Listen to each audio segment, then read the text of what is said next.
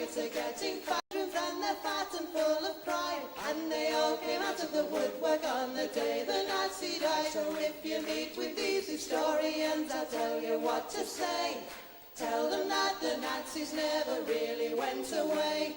They're out there burning houses down and peddling racist lies. And we'll never rest again until every Nazi dies.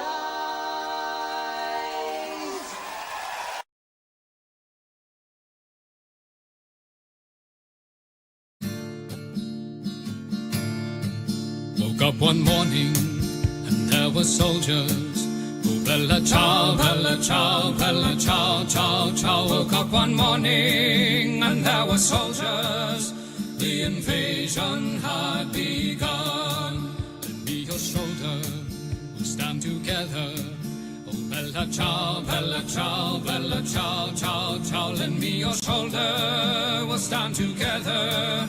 But I feel my time has come, and if I die here for the resistance, oh bella ciao, bella ciao, bella ciao, ciao, ciao. And if I die here for the resistance, you must lay me in my grave among the flowers upon the mountain. Oh bella ciao, bella ciao, bella ciao, ciao, ciao. Among the flowers upon the mountain, let me rest among the brave. Someday the people will pick the flowers. Oh bella ciao, bella ciao, bella ciao, ciao, ciao. Someday the people will pick the flowers, and they will remember my name.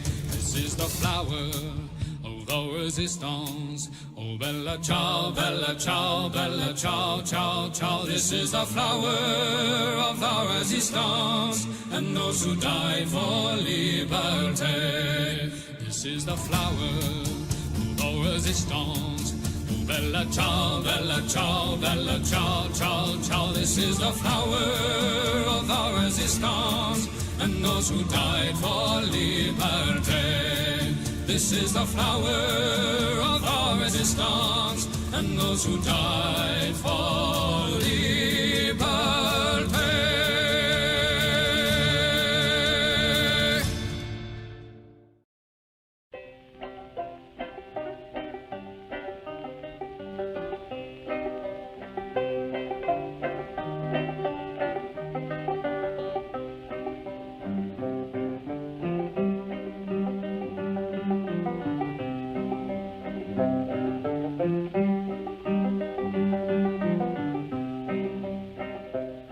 Come all of you good workers, good news to you I'll tell, of how the good old Union has come in here to dwell. Which side are you on? Which side are you on? My daddy was a miner and I'm a miner's son, and I'll stick with the Union till every battle's won. Which side are you on? Which side are you on? They say in Harlan County there are no neutrals there. You'll either be a... Hello there, hello there, hello there everyone. What is this? Water falling from the sky. Is it a harbinger of the apocalypse? Almost certainly. Good God. Shut... Why have you decided to play the noise there, YouTube? You fucking absolute... Flibbity gibbet. Anyway, hello there everyone. How are we all? Yes, we've got a Viv. A wild Viv. Let's have a gun. Oh, hang on. She's disappeared. What? She had appeared briefly, but then disappeared. So I don't know what that was all about. Okay. Well, we'll wait for her to come back. Anyway. Admit one. I want to admit the guest. There we go. Jesus Christ. Hello there, Mixvivian Wolf. Hello there, Mr. Kev. Oh, that is extraordinarily loud. Oh, I'm terribly sorry. I'm not sure it's my fault, but... No, not really. Just it was, but it's fine now. Anyway, how am you? Yeah, positive overall, I think. Been doing a lot of positive things. Good. Awesome. Good. Okay. This one might not be as positive a stream though, because Oh, fucking hell! I just saw your stream. Jesus. What?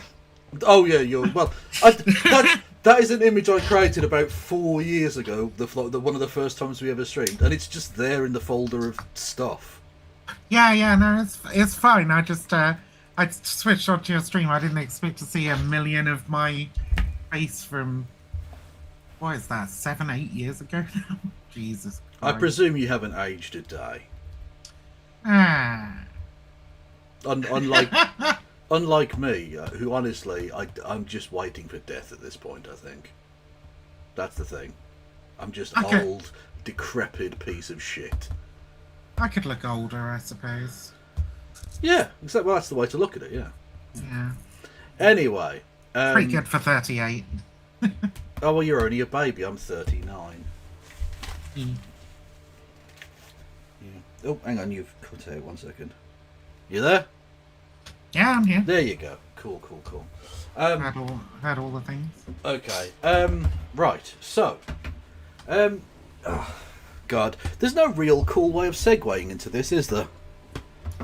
Particularly. Probably not. No. Probably not. So, obviously my audience already know about the Jason R. Day story. We've covered it. But before we get into your particular sphere of excellence, or whatever you want to call it, experience, knowledge, whatever, what are your thoughts generally about the R. Day situation? I mean, even before his death, I was like, this is kind of fucked. There wouldn't be this much attention if he wasn't black, if they weren't trying to push this DEI American Yankoid fucking politics line, right? Yeah. And yeah, the harassment was pretty strong. I didn't engage with it particularly deeply until his death. Like, obviously, I made a couple of comments here and there, basically to the effect of what I just said, and that was about it until he died. And then I started looking into stuff, and I was like, some of the stuff that he said he did was true. Yeah, there wasn't any plagiarism allegations upheld. Like, there was an investigation, and he was cleared of plagiarism. Yeah. And he did do the marathons, and he did play semi-professional football. These are all just true things, And there's no evidence to suggest that he wasn't autistic and, like, non-verbal, or at least what he understands to be non-verbal until he was 11. There's, like, one friend who said he wasn't, one friend who said he was, right? Kind of can't really... and the press just seem to be like digging for absolutely anything they can find on the chap. I think there are some things that he said that are obviously not true, right? That are embellishments or whatever. But nothing that like justifies the amount of bullshit that he got. And of course, we've seen this happen numerous times in the press with various people. I know Carolyn Flack gets brought up a lot in regards to this case. I'm forgetting the name of the fucking trans woman they hounded, who like had a quote unquote sex change, is what it was called at the time, and her employer allowed her to continue working, and that was massive news apparently. And she was hounded by the press until she unfortunately took her own life. No, I don't remember that particular story, to be honest. But with the mountain of evil shit that gets put on trans people, it's easy for one or two to slip through the memory net, I suppose.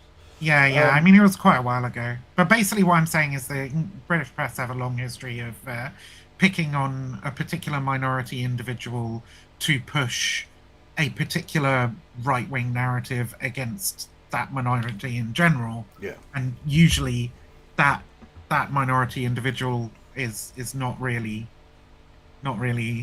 like, not super guilty, like not a horrible fucking person who deserves to be hounded to their death. Yeah. True. But as you can see on the screen chat, the particular race realist, science racist guy who started this whole thing got suspended by his employer today. Yeah, he did. Which is, Pretty you know, based. like, cool. Okay, awesome. Although you will notice in that particular tweet, he is starting a second smear campaign now. Yeah. Against a person whose political affiliation he didn't mind until this morning, apparently. Yeah. She's also, a lot of people are saying she's trans. I actually don't know if she is or not. I would have thought he'd have But, brought that up if that were the case. Well, but you I'd never have thought know. that. I'd have thought that too. But like, basically, every right-wing account I see is saying that she's trans at this Oh, point. well, that so- means literally nothing. No, But- well, I mean, Yeah. that's why I'm like hesitant Yeah, to yeah, say that she absolutely. definitely is or not. But No, I'm if, just- if she is, it's Yeah, like, according to the right-wing account, like, fucking, I don't know, the current British government are communists. Like, their say-so on anything means literally nothing to them. basically. I haven't looked into it, but she could also be trans. And if she is trans, then I fully expect the right-wing media to be going after her. Yes, yeah. Very heavily. I I mean, you- she's already former leader of the Green Party, according to Coffness, right? Yeah, again, and he didn't mind that political position when he was signed up to that particular position, and while she was paying his, paying his wages. That was fine, apparently. So, I said this before, and like, I almost wish, like, either that Coffness had been suspended long before this, or if they'd wait for the Arde story to die down before they removed him, just put him in some backbench somewhere and like forget about him yeah, for like 6 months and then fire him then, right? Because I made a post the other day saying like we're in danger of creating a new and worse Jordan Peterson out of Nathan Coffness, and I think we really are, and this is just the perfect kind of like martyr narrative, and you can see the amount of support that he's getting from various right-wingers, like across the right-wing spectrum. True, but you've got to bear in mind that an individual institution isn't looking at some grander societal picture like that. They're thinking, oh shit, we've got fucking Nazi numero uno working for us. Maybe that's not great.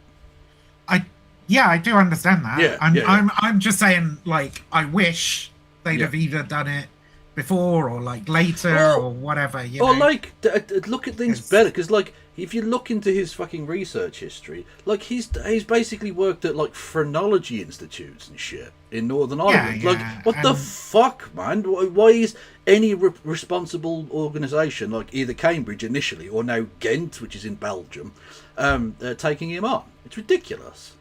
I'm just like solidifying a lot of the stuff in my mind as well, but he has like a whole bunch of connections to like far right figures and organizations. So like he's definitely a Teal Yarvin acolyte, right? Well, he is, but also he's a big fan of like some Nazi magazine in the US. Well, he is, but it's so strange because we're going to get into the, let's say, particular, I don't even know, hiving off of different bigotries that people do or don't want to cross over into in a second.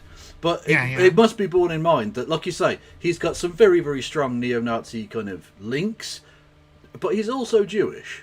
Yeah, he's also Jewish and a very fervent Zionist. Very, very, very fervent Zionist.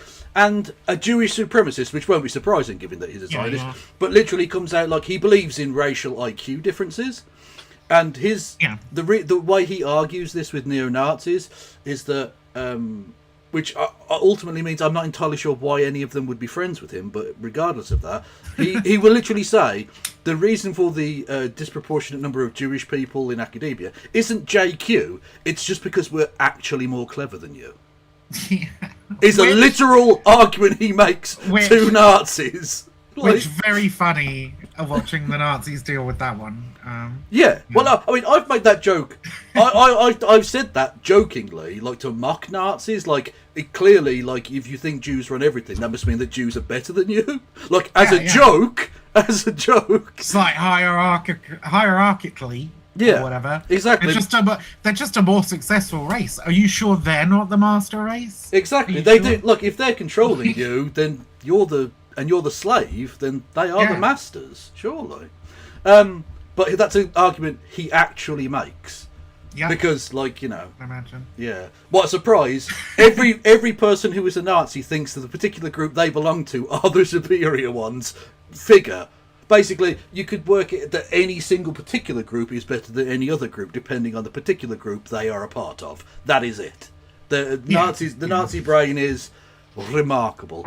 It's also interesting that, given that he is a supposed academic, that he has been cited many, many times by fellow professionals for ignoring papers that directly refute the things that he says, which I would argue is a bigger problem than maybe copying and pasting certain things that are just general descriptors into a paper. I think I saw somebody. I saw one of his fellow academics earlier refer to him as flooding the zone with shit in the same way that Bannon tries to, right? They said flooding the academic zone with shit. So inflating the importance of his academic works by deliberately forcing other people to quote him, right? Because, like, citations are viewed somewhat as a measure of how important a particular person's work is within a particular field, right? If everybody's citing it and talking about it, then clearly it's an important piece of work. That's not necessarily the case if the entire reason they're citing it is to say this is an example of the worst fucking scholarship I have ever seen in my life. This person is a fucking moron. But it doesn't matter, because when you look at the article on, like, JSTOR or whatever fucking academic journal aggregating site you look at, it just shows the number of citations. Obviously, you can go to some of those citations, see what's being said, etc. But that doesn't stop the inflation. Well, as we've seen from British journalism recently, they don't really go and see the citations, do they? They just take it as read. Yeah. No, they do. Yeah. They just they copy off each other most of the time, which is the thing that really gets me. Which is really annoying, that they're copying off each other whilst mocking or deriding somebody for plagiarism. Plagiarism, yeah. I mean, essentially, is that not what you're doing? If the Guardian runs basically the exact same article as the Times, but just gets away with it by saying the Times said, like, okay, they're citing their sources, that's fine, I guess. Yeah. But people expect when they read the news to be reading the news from that. Why the fuck would I read The Guardian if I'm just going to if I read an article from The Guardian and it's The Times says, and then The Times fucking article? Why not just go to The Times? You know what I mean? Well, you're going to get the same transphobic tribe, regardless of which of those particular tomes one goes to, so... Yeah. So, yes, on the point of this chap and his racism and the kind of delineation of different bigotries, his involvement in this story has ruffled some feathers in the Terfoid community. Yeah. So, it's not just Nathan Coffness. There's been several incidents recently, right? And in fact, there always are, right? I mean, one of the things I pulled up to show you some of how this began. I don't know if that's the right word, but some of how this was carrying on 4 years ago, and I'll just message it to you now. Okay. Yeah. Was there was a letter for a sort of petition or whatever by a group of self-identified gender-critical people, right? Saying they don't want anything to do with racism, basically, right? So, so they want gender realism, but not race realism. Yeah, basically sex realism, not race realism, and so some of them have said that they refer to themselves as sex realists as well. So it's very funny. Yeah. Um, but Ein Sex, Ein Volk, Ein Führer. Is that what they're going with? I don't know. Okay, but, so so this has been going on for a very long time, and it flares up occasionally. yeah. And I would say we're in the middle of a flare up because of 3 incidents that happened recently. So one was Well, Posey. sorry, go on. Sorry, before we get into that, I was interested in reading what the hell this is. Right, okay, yeah. This is I know from it's 20 from 2024, but just to give you a kind of indication of what we're I talking thought about. this was 2022. Why does it say 2024? Maybe it's been edited since well, if then? it's- I don't know.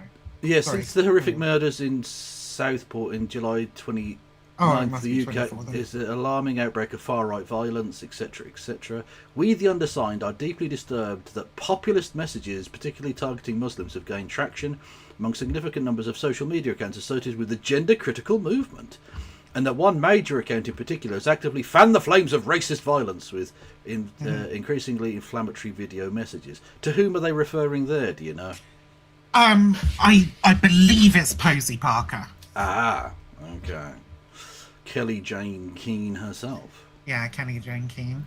Yeah, who is the fantastic brain genius that thought that arming cis white men to go into toilets to protect women was a good idea. Yeah, and has recently been seen behind Tommy Robinson at Tommy rallies, Yeah. cheering him on, and Yes. so on, and even being a speaker. And Some of of his course, rallies. is a magnet for soup. Yeah, she is. She's a massive soup magnet. I don't know how it keeps happening, but Crazy stuff, honestly. She's got like minestrone particles, is what I think. Anyway, so there's been another flare-up of the TERFs pretending that they're not or being surprised that they've got lots of Nazi friends. yeah. So, like, obviously, Kelly J. Keane, Posey Parker, has been like a thorn in the gender critical movement side for a very long time, like kind of weaving in and out of being an acceptable member of the movement, right? Like, way back in the day, she was expelled from, I want to say, Women's Place UK. I can't remember. It was one of those fucking GCs have like a million different fucking organizations for like the same 50 people. Yeah. But she was expelled from one of these organizations for Islamophobia, like way back in like 2016, 17 or something, when this was all ramping up. So like, she's gone back and forth in acceptance, and J.K. Rowling has like offered to help her with legal fees and all sorts of stuff. So she's never been a complete pariah, and she's never been like 100% in, if you see what I mean. Yes. And so so the first of these 3 incidents I was talking about is a Posey Parker incident, right? Obviously, some are bristling at her turning up at Tommy Robinson rallies, but more importantly, there was a video that she posted on social media where, and I was why would she have a problem with a supposed supporter of women's rights turning up to a man who was arrested initially because he was trying to punch his girlfriend but accidentally punched an off-duty police officer in the face? Yeah, it's crazy. What's right? wrong with that? Why would you not want to be associated with a man who's best friends with a man who's wanted on, I think, 2 different continents at least for rape and sexual trafficking offences? Exactly, and she has been associated with him on and off for several years now. She has this group of people that work as stewards at her events, right? The Let Women Speak events, right, where some wild shit gets said. Was that the one where Hitler was literally quoted?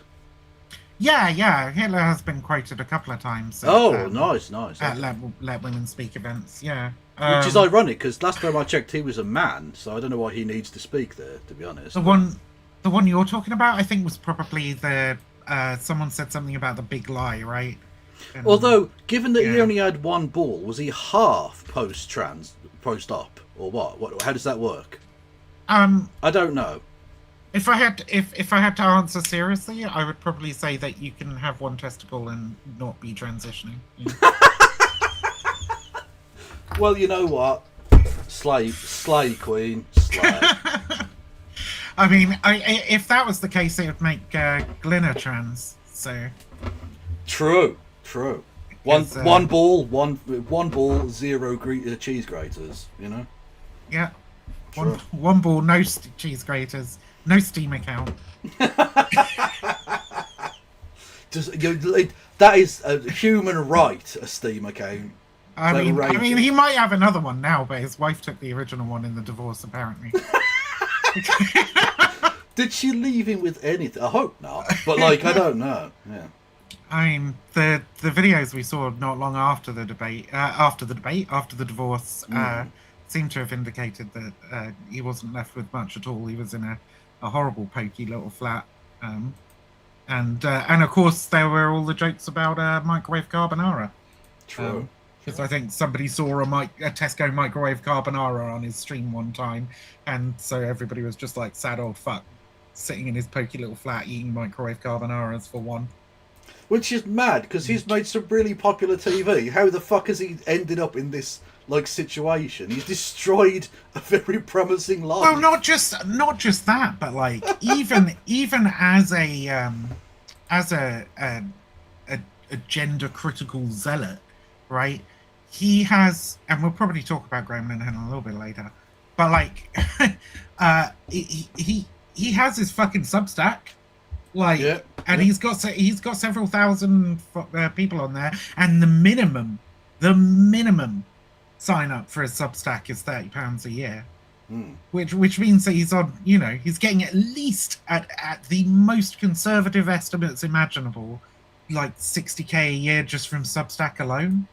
Yeah. Like, so I don't see how he could be particularly poor. He's likely making a lot more than that, right? It's probably like 150k, but yeah, and he must still get residuals from all the shows, surely. Yeah, get all the fucking royalties. And Do they still play the IT crowd on the weird like channel 271 all the time? So like, it's he must get money from that. I mean, I don't think he has to work another day in his life. Probably not. But who knows? Because he might end up getting sued for all he's got at some point. It is amazing actually how the British state have managed to protect Linehan. Yeah. Like the getting arrested for saying you should beat up trans women in toilets. Huge political uproar, and Graham Linehan no longer arrested.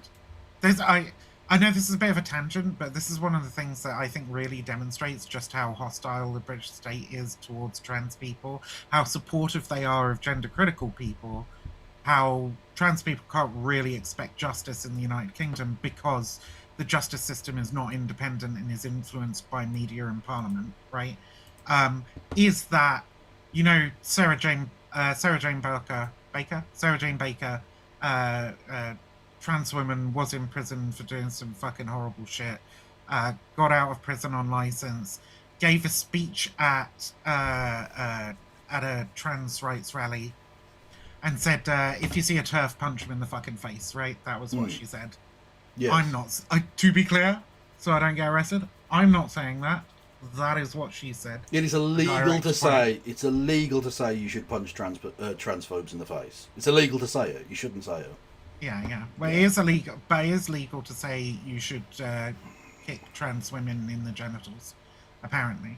So yeah, Sarah Jane Baker gets put back in prison for that. Initially, the Metropolitan Police said they investigated and found no criminality.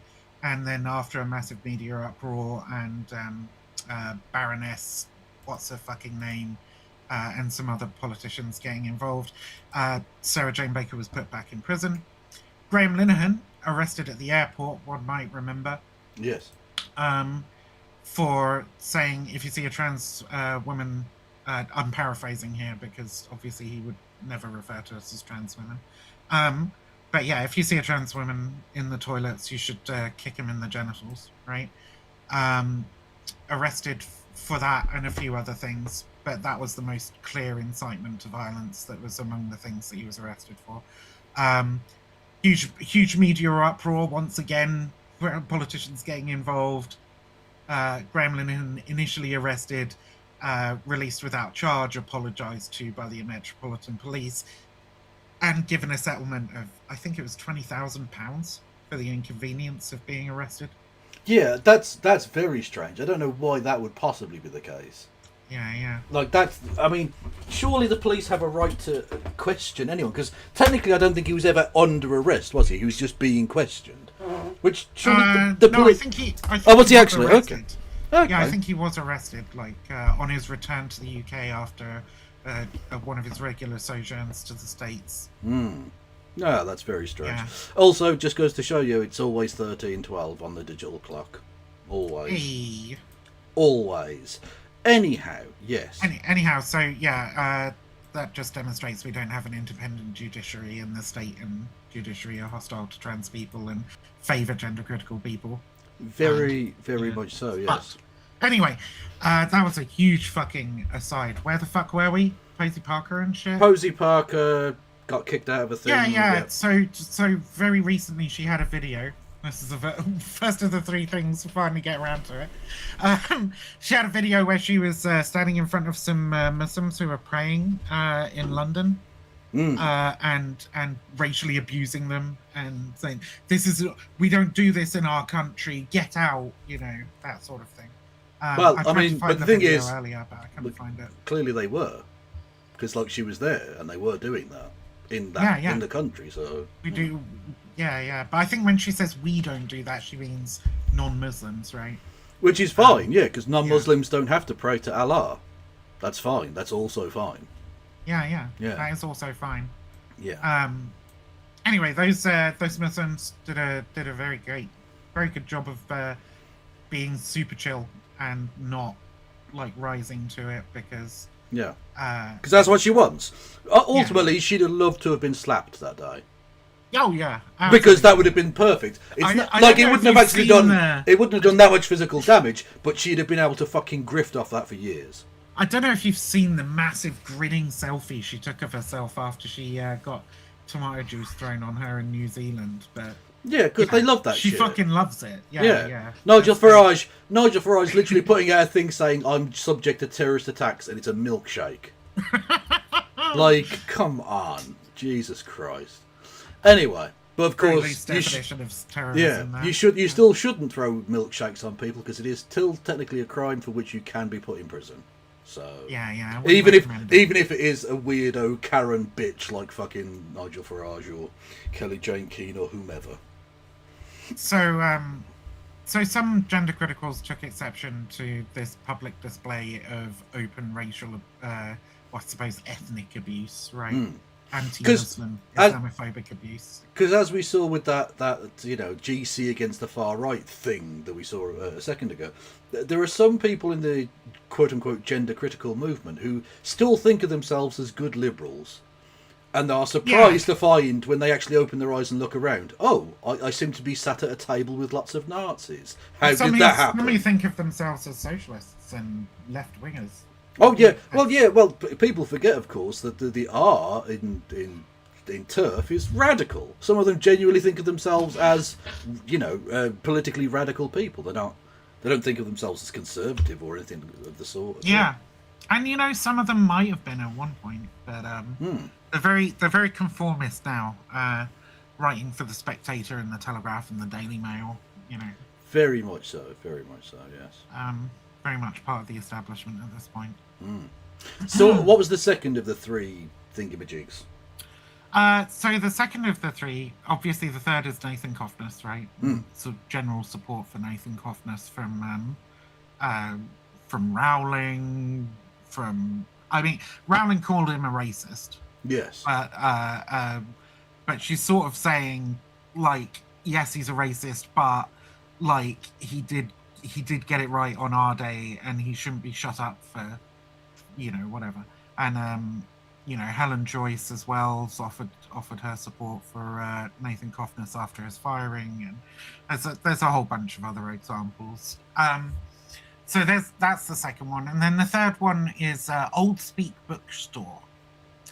Okay. And I don't know if you saw the whole thing around Old Speak Bookstore, but they were being promoted by I've got it here.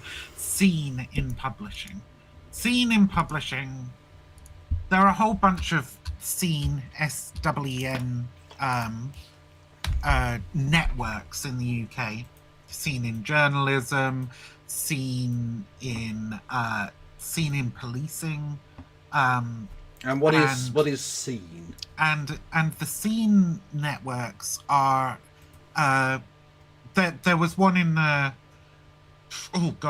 was one mentioned in a recent court case as well for a trans person being harassed at work. I can't remember the name of that person. I have so many fucking random court cases in my brain. It's hard to fill them out. But so yeah, they're in all walks. People will set up Scene networks in their workplace as well. And they're basically networks to coordinate defenses of gender critical people in these various places, right? Workplaces, publishing, all that sort of stuff. It's a way of like aggregating the gender critical voice, so that they can kick up a fuss if somebody doesn't want to stop their book, or if somebody gets fired for calling trans people degenerates or whatever, right? Yeah. So it's false multiplication of the small number of people who actually exist in this movement. Basically, yeah. Well, I mean, it's organizing, right? Minority organizing is nothing new. It can be used by fucking horrible bigoted minorities just as much as it can be used by actual minorities. True, very much so. So Scene in Publishing have promoted Old Speak Bookstore. Gen Speak, I think, promoted Old Speak Bookstore, and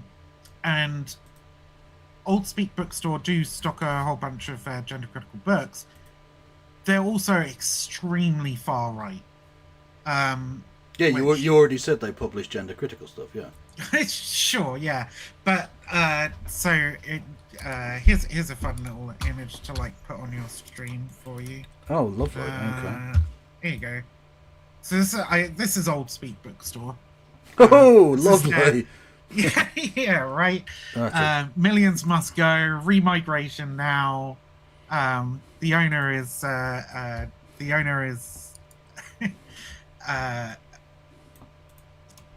I presume super fucking racist. I presume just a concerned citizen with economic worries or something. Yeah. She's a fan of Hitler. Well, I mean, okay. All I'll say then is, take down the flag at least. Surely, Yeah. like it's always funny when you see someone with a Nazi tattoo and a puppy. Like, choose a side, lads. Come on. And not just Hitler, as you would expect from a Nazi who runs a bookstore. She's a very well-read Nazi. Big fan of Jared Taylor, Julius Evola. Oh, I was about to I was about to say Evola. It's always Evola. yeah. Here you go. Fuck, I got another. Here's her talking about Evola, or promoting Evola, saying that she's stocking Evola, I guess. Hang on. Stop sharing that. Hang on. The Woman Problem by Julius Evola. The Woman so the WP, to give it its proper phrase. The Woman Problem by Julius Evola. What happens when a civilization loses all understanding of manhood and womanhood? In these provocative and uncompromising writings from 1921 to 1971, as if he was allowed to live that long, Julius Evola launches a fierce critique of the modern crisis of sexuality, gender. Okay, modern is interesting for 1921, is all I'll say. Well, gender relation and spiritual meaning of masculinity and femininity. Not wanting to be the actually fucking history graduate, but yeah, it's the modern period. Well, no, okay. If you're talking about like human evolution, fine. If you're talking about society, things have moved on since 1921. They have, but We still live in the modern era. Well, the television didn't exist properly in 1921. I'm sorry. I'm just telling you how the historical eras are categorized. No, I don't care. This person works in a bookstore. This person works in a bookstore, not a fucking science lab. Okay. We're not doing strict definitions. Well, technically, the early modern period begins in 4000 BC. No, bollocks to you. Fuck off, right? 1921, the understanding of masculinity and femininity were ridiculously different than they are today. Yes. Thank you. Also, yes, Julius Evola is a cool name, but that's not the point, chat. Stop it. What the fuck? No, it's Julius and then Evola. It sounds like a kind of... like a funky disease or some shit. I was going to say, it just sounds really close to Ebola. I don't know if it's... It does, but look, if you're not actually Ebola, but you're called Ebola, that goes hard. Yeah. If your name's like Chad Ebola, that's a cool name. Come on. I don't know. I'm a bit sick of Chad now. I don't think Chad's a particularly cool name anymore. Okay, well, you get the idea. Ebola would be a cool name to have. I do. It would not be a cool thing to be. It would be a cool thing to have as a name. Anyway, yeah, go on. So yeah, I mean, super fucking racist bookstore, being promoted by several sort of important gender critical accounts organizations or whatever. Yeah. And so that's got backs bristling and so on as well. Recently, the person who, because the GCs, you might notice in the GC anti-far right campaign that if you were to read through the signatories, you wouldn't recognize a whole lot of them. And some of them you might recognize and go, oh, I haven't seen that person for fucking ages, right? And that is because they had their little tiff, and the anti-racists became broadly irrelevant outside of maybe like Julie Bindel and a couple of others, right? But the guy, one of the guys... Is Julie Bindel an anti-racist? She certainly claims to be. Okay. And while there are definitely racist elements... She's another one that used to be kind of socialist back in the day and then went mad with the gender critical shit. Yeah, I mean, I would say Julie Bindel is it's difficult to read 100%, but she's always been a shock jock. Yeah. Right? Yeah, oh god, yeah. Like... Well, her thing about putting all men in camps and stuff, like that's... Exactly, yeah. And I had to repost the other day the clip of her saying that they'd made badges for a meeting saying, kill men now, ask me how. Right? Like, that has to be illegal. Sure. I mean, you would think so under British law, but apparently not. Well, thank God she didn't have any badges that said I support Palestine action, because they'd all be in jail. Dude, she would have been fucked. Yeah. Absolutely. So, she's always been like a massive shock jock, and she's like swung back and forth on God, I almost said the trans issue there. That really makes me feel bad. Swung back and forth on the subject of trans people being subhuman. I think it's referred to as the TQ, yes. The TQ, yeah. She's swung back and forth on the TQ. There's an interview with her and, forget her name. Trans person who was in broadcasting before we were all banned from the television. Nicholas Sissons. No. Oh, okay. No. That would be cool if they transitioned. Did Trevor McDonald transition? That would be cool. Trevor McDonald. Oh. Yeah. I can't even imagine what that would look like. Fucking weird. It would do, like, no offense, but that would be. I think that would be the most clockable trans person ever. No offense, Trev. If you're watching, mate, I don't think you'd pass. Jesus. So I'm sorry. I'm putting it out there. You'd be amazed what HRT and facial feminization surgery can do. But he's like 90. He is. It's true. And honestly, like, the older you get, the more androgynous you look anyway. Like, True. To be fair, you do see some old men that just look like kind of. They look like a lovely old lesbian. Yeah. Yeah. Or like someone's nana. So if you're ever struggling with your transition out there, trans people, just remember, by the time you hit 80, nobody will be able to tell anyway. Yeah, exactly. Yeah. Or There's no such thing as a clocky 80-year-old. Exactly. Or if you're just like, if you're really lazy and you can put up with it, just wait, and time will do it for you. Mm-hmm. So, anyway, yes. So I suppose on to Nathan Cockness, who has definitely put the cat amongst the pigeons on the gender critical side, because of course the mouldy queen herself has chimed in on the topic. Yeah, and that's one of the things that I think is really, really interesting about this particular flare-up, and why I posted that I was watching with relish. You know, a sort of bittersweet relish, because I when they fight, I'm like, fuck yeah, tear chunks out of each other. But I'm just sad that they've been around this long, and that like so many of them are still under the impression that they're not part of an insane far-right movement.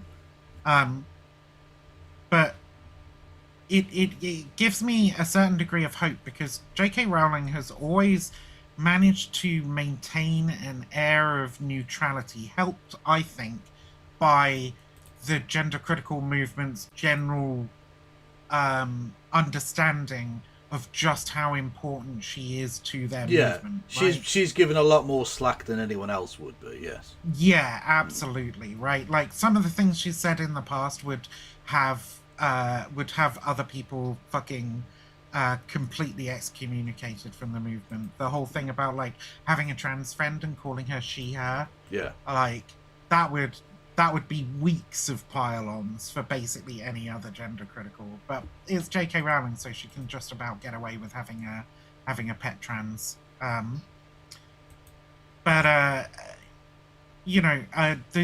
the reason that I think that this is, so she's maintained a relative neutrality between the warring GC factions, right? She's sort of like gender critical Switzerland or whatever. Okay, that's a lovely way of putting it. I see what you've done. Yeah. Offering support to like both the Nazis and the liberals. Yeah, exactly. Like they'll allow gay marriage, but they've also got billions in Nazi gold. Yeah. Yeah. She's offered to fund Posey Parker, and she has a fund where she sets up to help any gender critical who wants to sue anyone from the most horrible trans person in the world to our NHS, right? Yep. She wants to help sue the NHS into oblivion for what was it? Having trans women be in the hospital on the same ward as cisgender women. Yeah. Which huge concern right now. I'm sure all the people who are out in the hallway on fucking beds dying will be super happy to know that like the NHS might have to try and jiggle things around even more, right? It might be made even more complicated for them to find rooms for people because they have to deal with these arbitrary and ridiculous positions. I sort of don't care what junk the other person's got. I'd just like to be in a ward and not in a cupboard. Thank you. Yeah, right. Not dying in a wheelchair in the hallway. But yeah. Apparently that's better than having to share a ward with the trans women, because trans women are all evil or something. Although, again, recently, just the other day, she did say that she recognises that some trans people have crippling gender dysphoria, and that the only way they can lead a happy life is medical transition and surgery, which she's getting a little bit of pushback for as well. But what's the argument against that point? It's so like tepid as a point.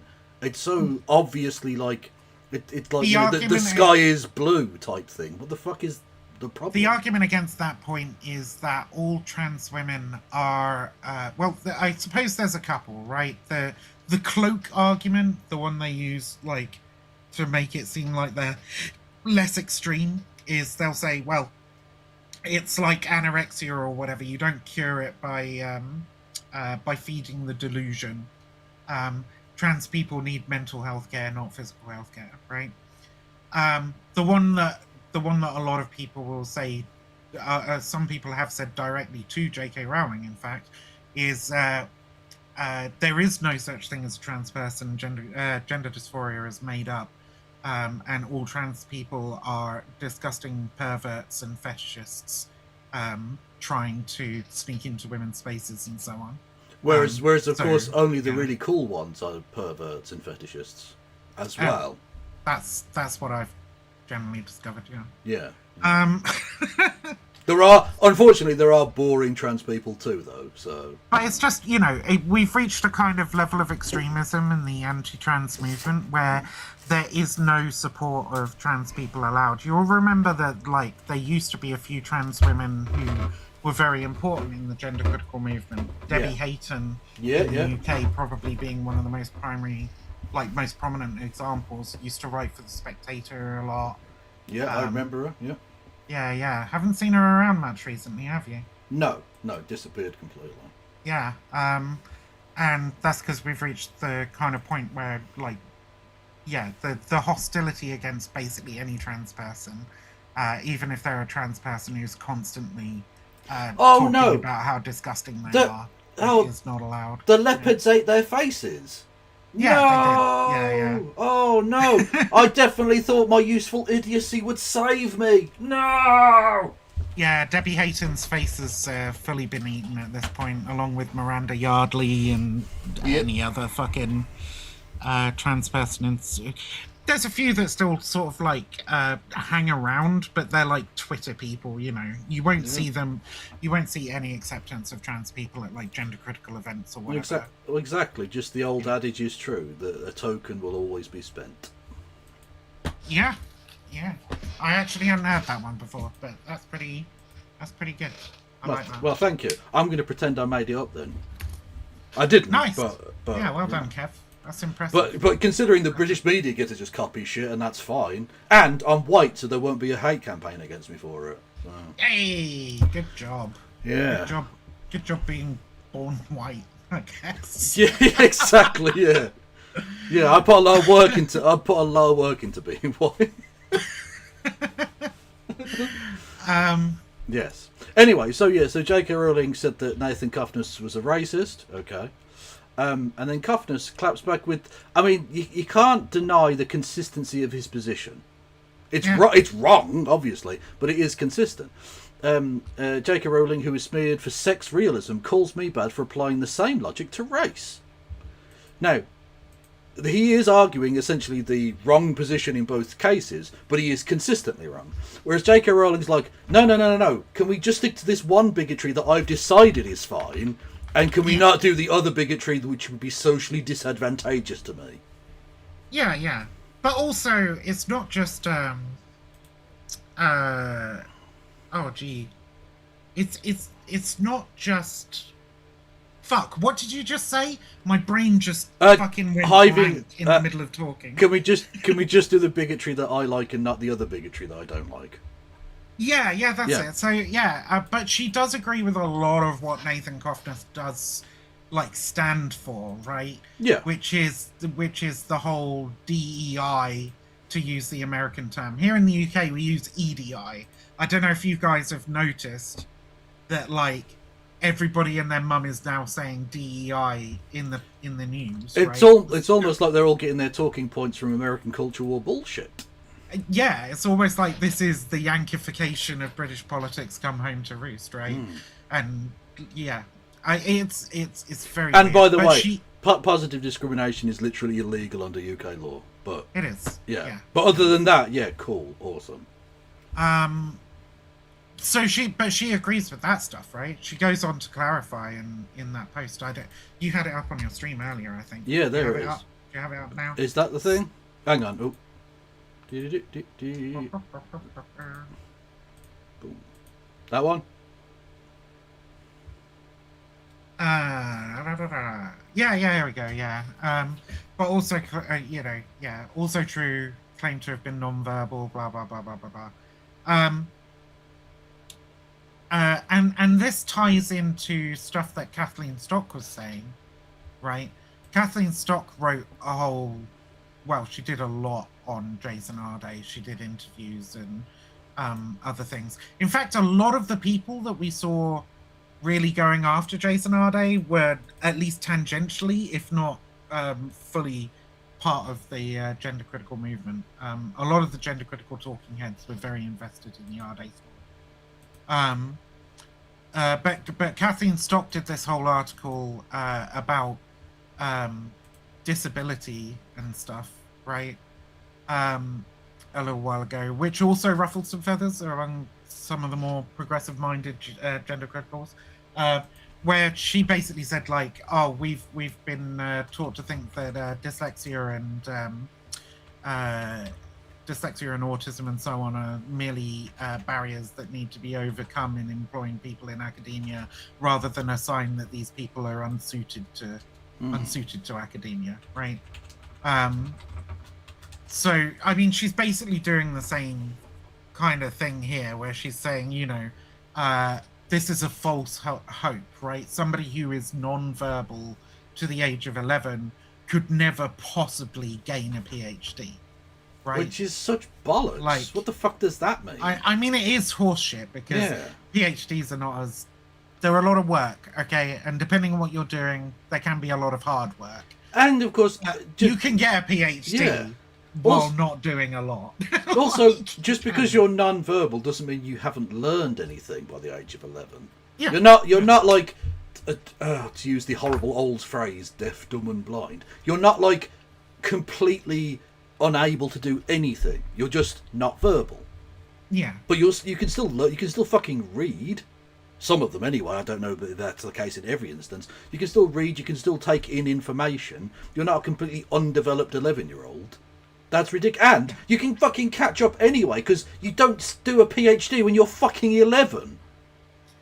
And the GC movement is like increasingly becoming more and more and more ableist.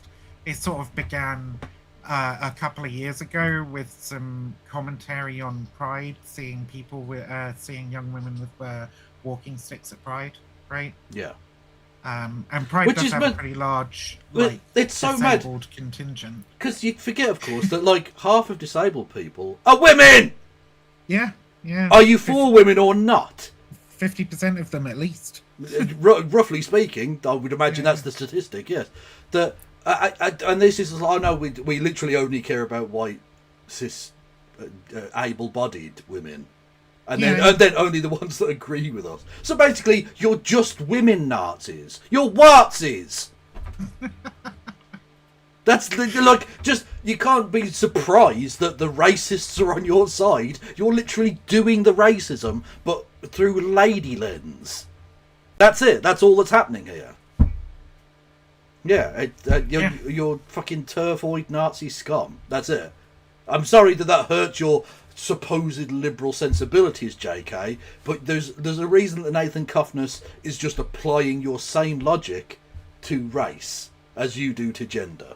At the very least, he is consistent in his wrongedness. He's saying there are inherent biological components to a particular group of people that make them somehow less than, right? Yeah. And a lot of gender criticals, when it comes down to it, will say that, the being male in their definition of male, which includes trans women who've changed just about every sexual characteristic you can,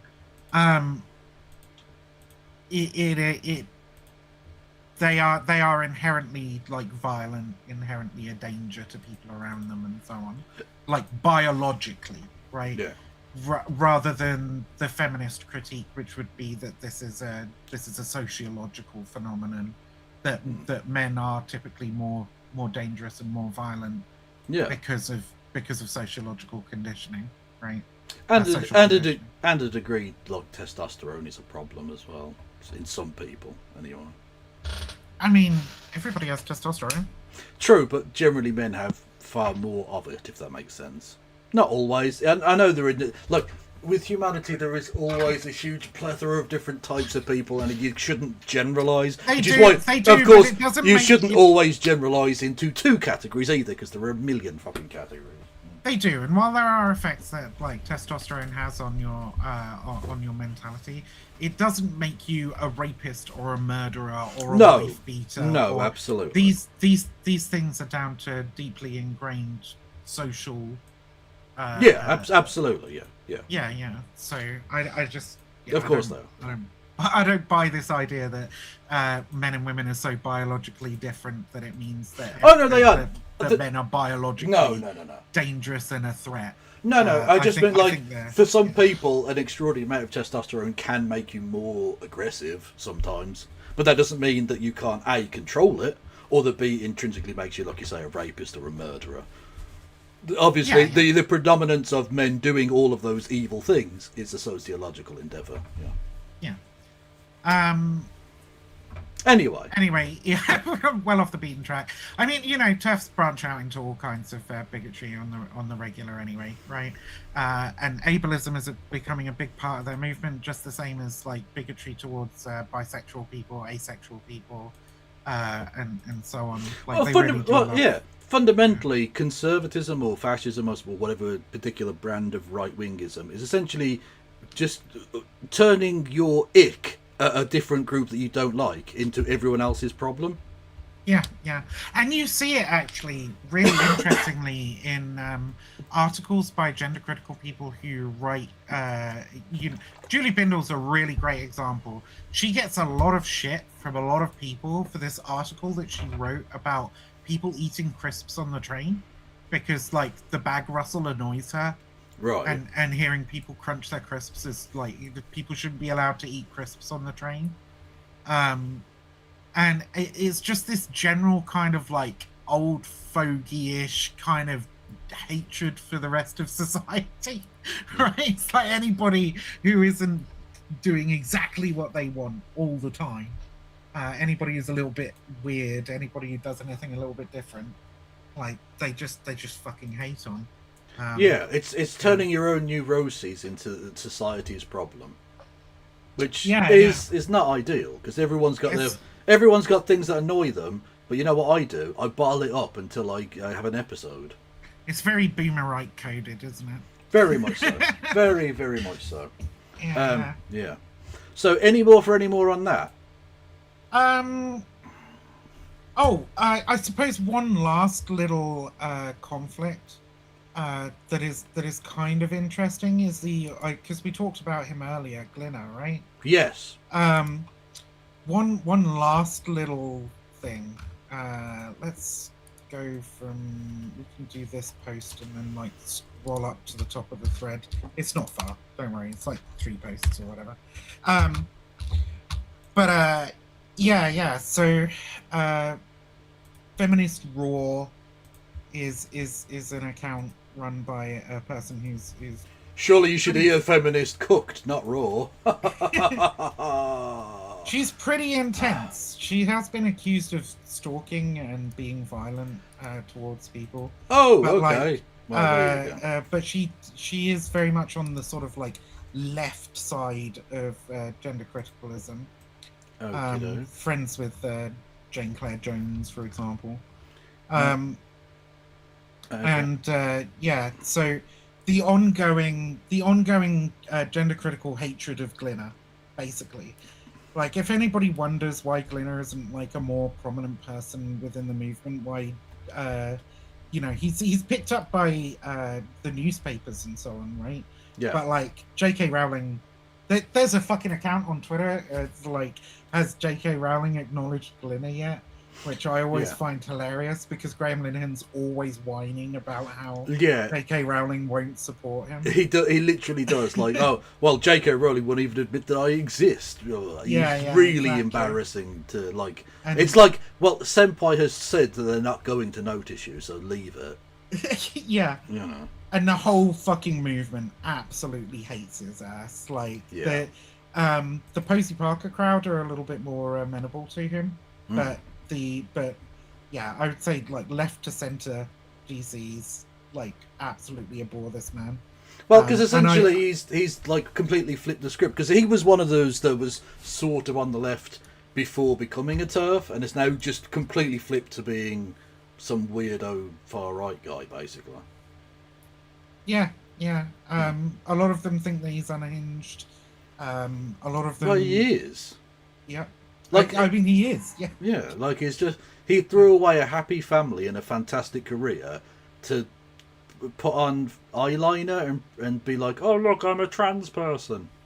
There's one TERF in this thread saying actually he's everything the TRAs say he is, which I think is very funny. So what? We're right about him, but not about anybody else apparently. So Glinner himself writes, I was once in a WhatsApp TERF group. Interesting that even he's calling them TERFs. Nice. Actually, it exists to this day, and one woman kept making all these pointed remarks about how poor she was, and then one day, out of nowhere, she went completely nuts, left the group, unfriended everyone in it, and started cursing my name as a misogynist. It's only now I realise that she thought I was a millionaire and was hinting that I should give her some money. Yeah, and this other person says, he's talking about me. I kept going on about how poor I was. Sorry, I didn't keep going on about how poor I was, though I did talk about losing my job and having a breakdown because of TRAs. Thing is, he hates that because he thinks it should be all about him. I left as I couldn't bear the things he was saying about women. Well, yeah, he is a misogynist. That will do it. Yeah, and to this gender critical person's credit, she has been calling him out as a misogynist since like 2020, I think. So.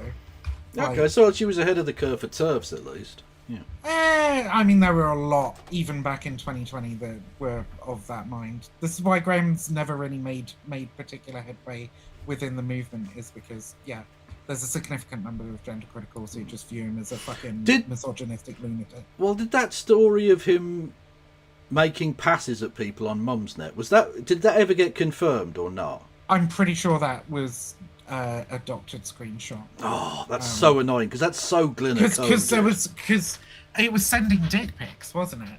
Sending dick pics to people on Mumsnet. Well, that was also a part of it, but like I was thinking, like, well, maybe that's the embellishment, but maybe there's an underlying thing to it. Who knows? But either way, he's a creepy loser, so it's perfectly in the wheelhouse for him. It's entirely possible, yeah. Yeah. It's entirely like possible. It was not. No one was shocked when that story broke. You know. I do love this thing she said though at the end here, where it's like the very tweet that I linked to you rather than the beginning of the thread, where it's like, I don't think he's stopped begging for money since about 2019. Graham begging for money is a constant you can rely on, like time or gravity. And it's so true, because he's always got another fucking crowdfunder or something that he wants people to donate to. But like, it's also amazing how they can't see that for the rest of their fucking movement. I mean, you look at somebody like Alison Bailey, who's lost like 2 appeals now for her case against Stonewall. Yeah. You know, and the list is long, okay, of gender critical like crowd funds and fundraisers. And usually once a person has done one, they're pretty much guaranteed to do 2 or 3 more. Yeah, exactly. Once the grift works, why would you stop doing the grift, I guess? Yeah. Some people would say, you don't want the well to run dry, but it does appear that well is rather deep. The well's extremely deep, yeah, because... Watered by American fucking weirdo think tank money. It's watered by a weirdo American think tank money. It's watered by fucking J.K. Rowling, billionaire donor to these particular causes. I think it's really relevant, though, that it's also watered by a whole bunch of like fucked up, traumatized individuals who are like victims of rape or whatever, and have been radicalized into the gender critical movement, and they may not have much money. And I saw a fucking thing like it was a couple of years ago. I commented on it at the time, but it's always stuck in my head. It was the story of this gender critical woman who'd like had the police knock on her door because she put a poster on the front door that was like transphobic or whatever. And they were like, you can't put that up there where people can see it, blah blah blah. And she said that, you know, she was terrified because it was like a male police officer and the Sarah Everard thing had just happened, and she was a victim of domestic abuse and rape, and she deals with really severe anxiety and post-traumatic stress disorder, right? Like, she finds it almost impossible to leave the house. She spends days in bed, like, shaking and stuff. And I have a pretty bad anxiety disorder, so I can definitely identify and sympathize with that. And I just think there are a lot of people out there who have been radicalized into being terrified of the trans demons, right? Like that all trans women are like horrible perverts and rapists who are trying to push their way into women's spaces so that they can sexually assault and hurt people, right? I genuinely think there are people out there who believe that, but they're generally quite fucked up and vulnerable individuals who don't have a lot of money.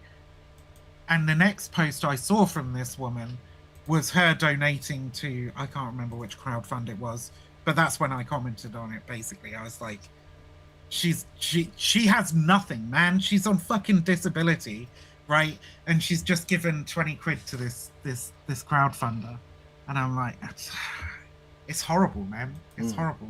So yeah, I mean, there's a lot of rich people dumping a lot of money into it, but there's also a lot of really fucked up, vulnerable people that have just been radicalized into this horrible hate cult who are being damaged by it, right? Yeah. It's adding to their fear. It's adding to their fear and their whatever, right? Like sense of unsafety or whatever. Yeah. And it's just draining them of their money. Oh yeah, absolutely. It's. I mean, I don't want to say rubes because I think that's a bit unfair, given that, like you say, there are legitimate concerns that people have about their safety and their past and things like that. But they're just targeting it in the wrong direction, obviously. Yeah. But the people who are being taken advantage of are often people who, like you say, can't afford to be taken advantage of. That's the thing about cults, isn't it? Yep. Only really the leadership are the ones that kind of make out, like leadership and lieutenants or whatever. Yep. There's like a gender critical. I was thinking of it earlier, like a church, right? There's like you got Pope Rowling up there, and then you got all our fucking cardinals writing their regular columns in the Daily Mail. I believe they're referred to as epistles. Thank you. Epistles, the epistles of the apostles. Yeah, indeed. And they all run. You know, they're all involved in running organizations that get people to come to them and give them money and support. Right? Yeah. That's basically what those organizations are for. They're for fundraising and gaining more acolytes. Yeah. I was right. Disturbing Sorry. hierarchy. Sorry, you made me question it, but no, yeah, an epistle, a formal, elegant, or dialectic letter sent to a person or group, usually in reference to religious context. Yeah, I know, but the epistles and the epistles of the apostles is a line from Monty Python. Oh, okay. Well, there you go. That's what I was remarking. I always remember that's very boomer coded. It is. It's fine. But you're older than me. You should get it. Well, I just remember when I went to religious school, and I remember there was like a letter from John to the Corinthians. Firstly, I didn't know what a Corinthian was, but I was also like, what? They're just writing letters to each other now. So we're just reading some ancient mail. This is from Corinth, isn't it? Yeah, well, exactly. Yeah. Corinth was an ancient Greek city, but like I didn't know that at the time. It was just to these people, and I'm like, so he's writing to lots of people rather than one person. But this is just some ancient like mail that we're just reading now. This is fucking boring. Like, what happened to the fucking magic tricks of the guy that just got killed? What about him? What happens there? Right. Let's go back. Come on, do more of the fishes and the loaves and shit. That was dope. Now we're just reading fucking Paul talking shit to a group of people I've never fucking heard of. Talking about how you should organise the government or whatever, wasn't it? Yeah, Like, just it's boring ass shit. boring Yeah. shit. Yeah. Yeah. Skip to Revelations. It gets exciting again. Well, you can't. Well, you'd have to skip back to Revelations, please. We're talking fucking New Testament. You're talking Old Testament. Outrageous. Well, look, I haven't fucking read the Bible in a long time. Okay, I knew what Corinth was. That's my win. Well, okay, but I'm talking when I was like 6. I know what Corinth is now. You couldn't fucking work it out by the Ian suffix, like. What? Well, yeah, but like I was 6. Leave me alone. As if you're ragging on my geography. Not just that. Ancient geography. Fuck your geography. You're 6. You've seen Ian's be applied. Like, you should have been... Okay, but what about lesbians? Where are they from? Lesbos. All of them? Because I've met many of them that were not Greek at all. Every single one. Fair enough. Okay. Well done to them. Well, what about thespians? Where are the thespians from? Thesbos. You know what? You win. I'll just leave it there. Fair enough. Okay. Yeah. Anyway, yeah. Okay. Thanks for that, Kev. That was been nice. That was We fun. haven't spoken in a while. It's I hope been a you're hot all right. minute. I've had my ups and downs, but I'm fine. How are Okay. you? How have you been? I think we all have our ups and downs. True. Yeah, I've been working really hard on my anxiety stuff recently. I think I'm making some headway, which is really, really good. Good. And I play guitar. I don't know if people know that in here. I play guitar. I play a lot of instruments actually. I play guitar, cello, violin, bouzouki, mandolin, whatever stuff with strings. If it's got strings, I can probably play it. And I've been moving into classical guitar, and I've been doing some really cool stuff that I didn't even think I could do. I didn't realize my pinky finger was like as dexterous as it can be. Yeah. And, I'm training it really well. For once on this channel, Very we're nice. talking about fingering, and it's not gross. True. So Yeah. It's really awkward fingerings in the recent piece that I've been learning. Fair enough. Yeah. You know, shit, do you know anything about music? Do you play any instruments? I play the pink oboe. Well, Does yeah, that count? I mean, Does that count as a thing? it's fun, but it's not really very musical, is it? I don't know. I can get a tune out of it. So, I recently learned, and this is me being dumb. Anyone who's had a musical education will know this. I just never had a musical education. I don't want to say I same, taught yeah. myself, because that makes everybody sound like a cunt. Because you didn't teach yourself, right? Like you learn from people around you and all that sort of stuff. So you could say you were an autodidact. But I never had a formal musical education, is what I'm saying. So I'm just starting to learn to read sheet music instead of tablature and all that sort of stuff, which is crazy. Like, I learned to play the violin and the cello without learning how to read sheet music. Talked all over my fine pun. Oh, I'm sorry. What was your pun? If you taught yourself to play music, surely you're an audiodidact. As opposed to an autodidact. That is fucking good, chat. You should give me money for that. I think the problem is that it, like, eliminates the auto from the word, which is what means self in that word. It's a pun. Come on. Well, yeah, but... Go to bed. But wait, no. I just found out Go on then. that hammer-ons and pull-offs in classical music and in, like, proper music theory, they're referred to as slurs. Oh, nice. So I was just telling my friend about how I learnt a new slur. Well, look, all I'll say is, right, the problem with music theory is it's just a theory. Right, yeah. So it's not music fact, is it? Sure. God made music. Anyway, yeah, next time something culty or turfy happens, hit me up. We'll do. Yeah, everyone go and follow Mix of You and Wolf on all of the platforms. Yeah. Mostly Twitter, actually. That's about it. Yeah, yeah. the one good person left on Twitter. Yeah, at Mix Vivian Wolf. And if you want to, feel free to stop by my Patreon and drop me some money for a pizza or something. I'm not eating pizza anymore. I've stopped. I've stopped eating fucking What's wheaty stuff. what's the point of life without pizza? Yeah. Maybe I'll just go back to it and deal with the stomach cramps. Well, no, that's probably not great. Don't do that. No. Yeah. That's Okay. upsetting. But yeah. Anyway. Okay. Thanks for coming on, and enjoy your evening/week. Will do. Thanks for having me, Kev. Much Okay. love. Bye, chat. Bye bye.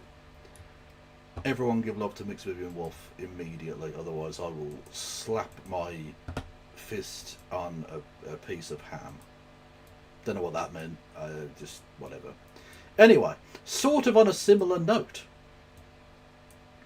Chitty chats and kitty cats.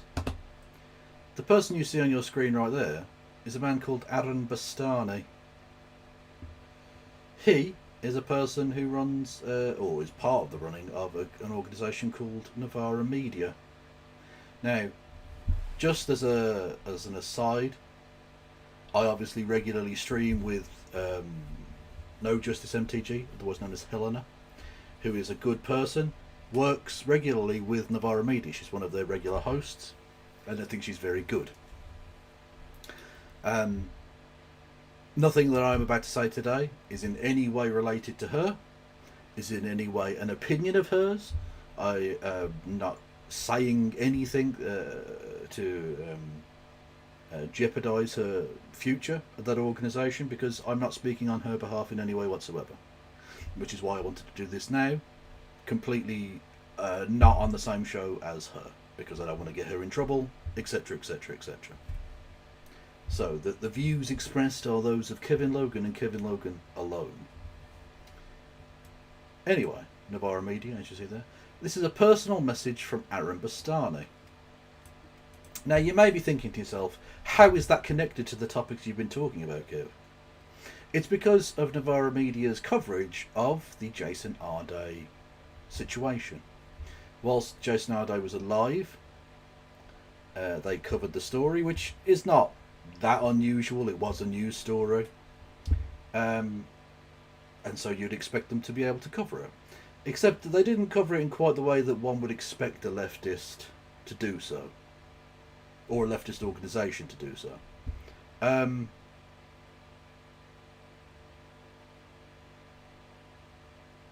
They were, they were a contributing factor, I think, in the witch hunt. Were they the worst offender? Absolutely not.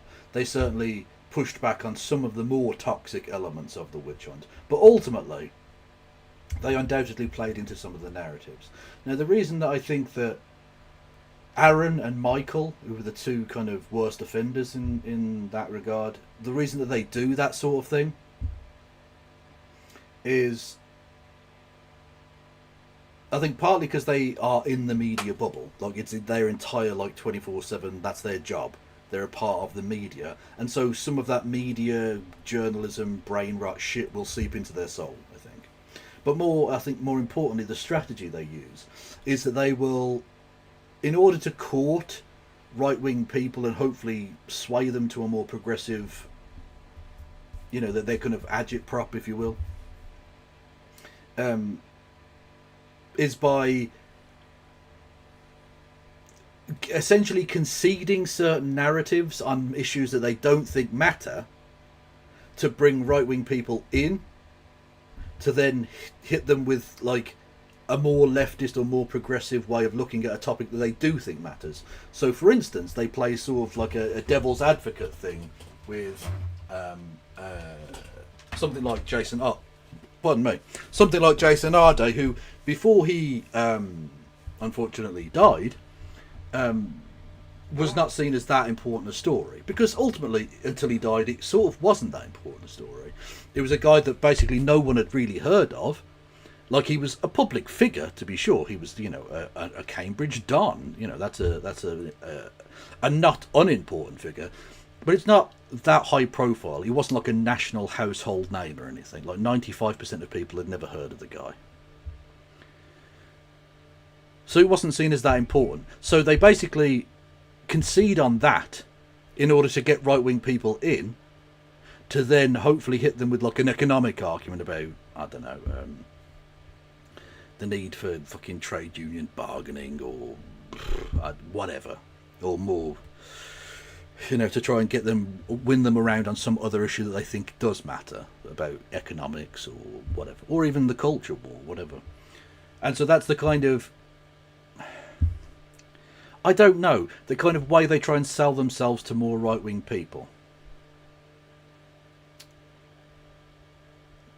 Barry Malone was searing in his critique of them on Navarro Live the other day. Well, if you've got a link for that,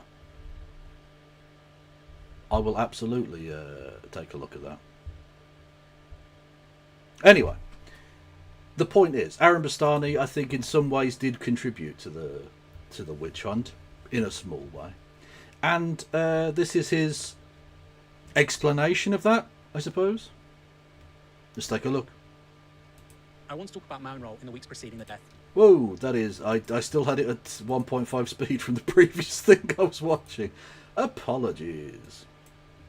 Let's start that again. I want to talk about Mounroll in the weeks preceding the death of Jason Arday, and to apologise. I'm not going to speak about whether the journalism covering the story was merited, or if there was a public interest in the media following the story. That was covered to some extent on last night's show, and you can find discussions about it elsewhere. There are a few things I want to say, though.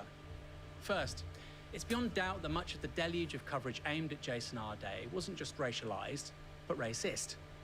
That applies to the likes of Nathan Kofnas, who led with the story when the Times Higher Education supplement did not, as well as many voices on social media. But it also applies to titles like The Times and The Telegraph, who categorised Arday as a DEI poster boy. As my colleague Ash Sarkar wrote yesterday, white people, when they do wrong, are allowed to be individuals. Arday was made a stand-in for critical race theory, DEI, and black participation in higher education. Yeah, absolutely. And the fantastic example of that was the former Chancellor of the Exchequer, Rachel Reeves, who, like, obviously, not only did she plagiarise in her book, but like, huge chunks of it were taken from Wikipedia, but also directly lied about the level of the amount of experience she had. She said she was with the Bank of England for 10 years. It was 5. And she said she was an economist. She wasn't. She was in what was called retail banking. She was a minor cleric, basically, at the Bank of England for 5 years, instead of an economist for 10. So she lied on her CV to make herself seem like she had more economics chops and got the job of Chancellor of the Exchequer, and she directly plagiarised in a book she released and sold for money. Neither of those forced her, A, to have a weeks-long campaign of, like, racist abuse poured upon her, and it didn't make her lose her job or indeed commit suicide, although on the last point, I'm glad that that wasn't the case, obviously. But what's good...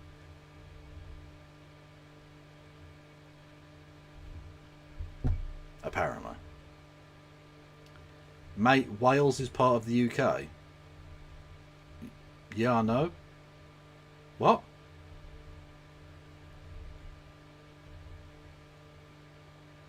What? Yeah, I know she... What do you mean? Did I misspeak there or something and say that Wales wasn't? I cut out for a second. Okay. Anyway, yeah. Well, if something I said suggested that Wales wasn't part of the UK, then that's obviously not correct. Regardless of what one's response is. Oh, the response was to someone else. Oh, sorry. Okay, yeah. Okay. I thought... Yeah. You're arguing with a Welsh nationalist. Well, look, we're not going to be... we're not going to be too aggressive with anybody here for being a separatist in Wales and Scotland, okay?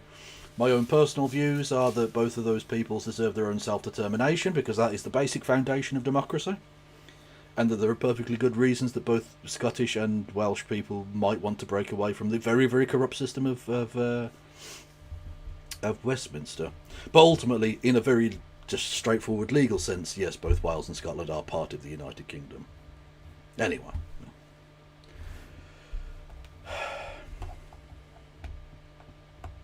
The point being,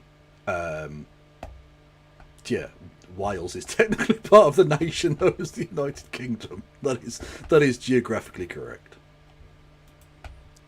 Like many others, I suspect that if Jason Arday were a white person, he'd still be alive. And then there's the fact that... Well, almost certainly, and he'd still be in his position. Because other fucking Cambridge academics, and indeed Oxbridge academics and what do they call it? Is it Williams Group? Whatever, anyway, the top universities. Many of those academics will be accused of, and in some cases proven, to be bullshitters. Either they lied on applications for grants or applications for jobs or whatever, or indeed have plagiarised, and they didn't lose their fucking job.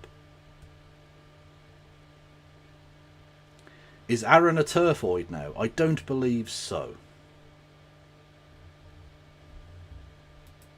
The media, despite warnings Arday was at his psychological limits. Although I will say I think the Michael Walker is given his TRA shit from way back. Like, other people may have forgotten that. I fucking haven't.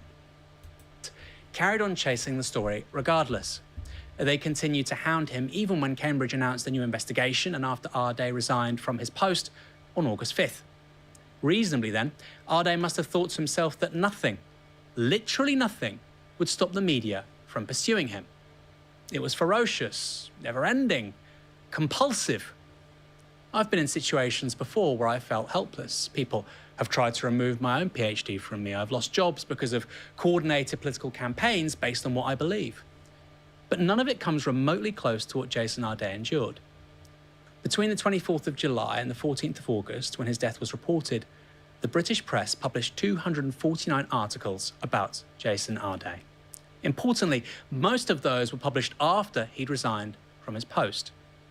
The argument for the public interest, given his mental state, which was relayed to many in the media, including myself, as well as the fact he'd left his job, clearly should have changed the media dynamic. It clearly should have meant that the media stop and reflect. Except it didn't. Of course, Jason Arday was an influential person. He was successful. Well, because this is the thing. It wasn't just that they wanted Jason Arday to feel bad or anything like that, because ultimately they got what they wanted in a direct sense from Jason Arday, which is that he resigned his position. He was no longer in a position of academic influence at a prestigious university, one of the foremost on earth, etc., etc. But what they wanted to do by continuing it was either drive him to what ultimately happened, of course, his death, or to just drive him to a mental breakdown, or to just make sure that he was seen as a person who'd been, I mean, ironically, cancelled. You know, by the right wing, who were so against cancel culture, cancelled this man to a permanent end, unfortunately. They wanted to make sure that other people, largely people of colour, but this sort of works as a dynamic around other people who are marginalised groups, think twice about seeking such positions in the future, lest they be victims of the same sort of process. It's about marking the card of any would-be influential black person in the UK. It's about making sure that they don't want the bullshit that comes along with wanting to be an academic and being a person of colour at the same time. It's about the racists putting a stop, or at least a slowdown, on what they see as the encroachment on white spaces, which is, you know, academics, journalists, political leaders, that sort of thing, for people of colour. That's what they wanted. Now, I'm not saying that's what Bastani wanted in his analysis of this story or in his coverage of this story, but that's what Kofnas wanted. It's what the people who elevated him to a position of any kind of authority wanted. It's the people who uncritically published that fucking dog shit wanted. And it's the people that even after he was dead were still paying Twitter to advertise anti-fucking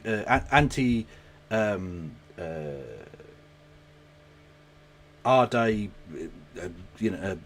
newspaper cuttings and stuff, you know. Newspaper cuttings, that's not the right phrase. Articles.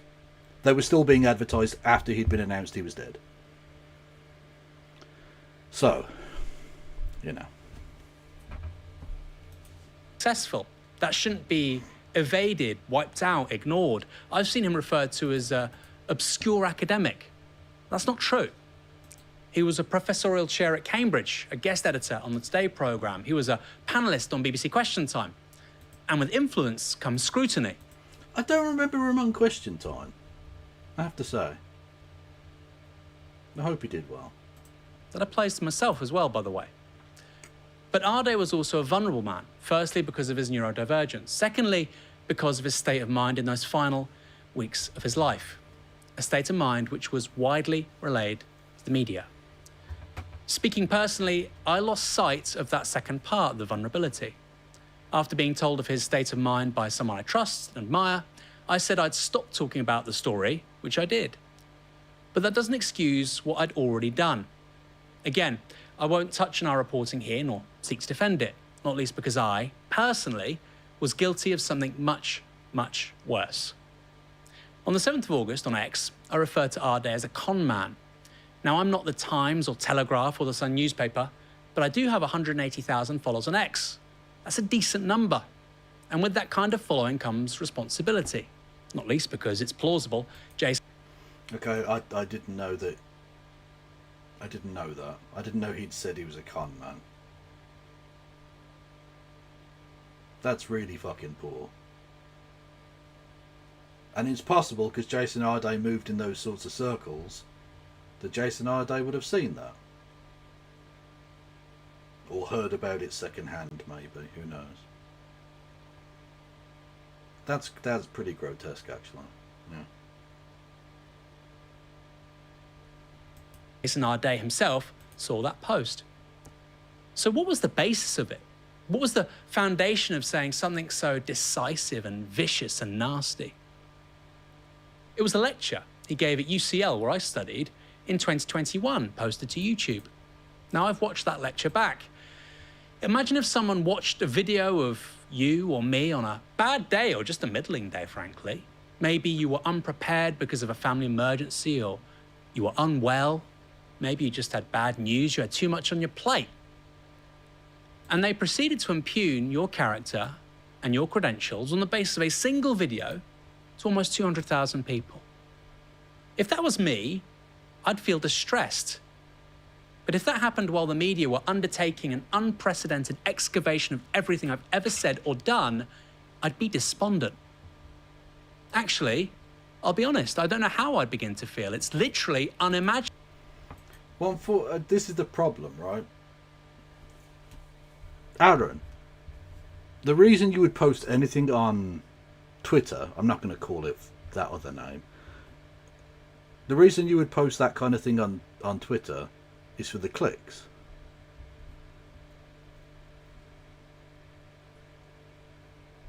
You wanted to cause outrage, you wanted to be a shock jock, you wanted the clicks, you wanted the exposure. That's why you would do that, right? It had nothing to do with it being like a well-considered, piece of analysis. It's outrage.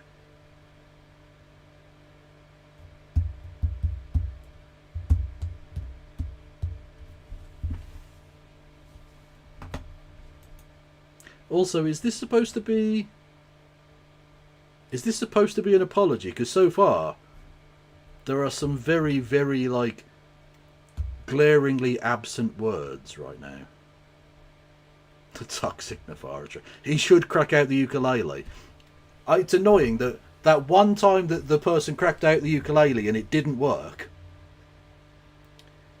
people have given up on the ukulele tactic, and I think that's a misstep on their part. Get the ukulele out, it breaks the tension of the situation, yeah?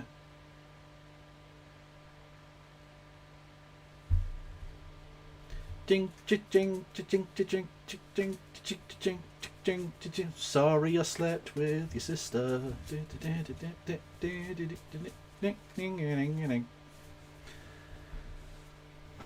But people don't, do they?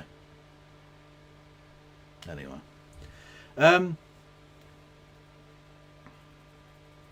There's lots of I didn't join in with it and that by so don't fully blame it. Yeah, this is a bit of kind of almost corporate ass covering type thing.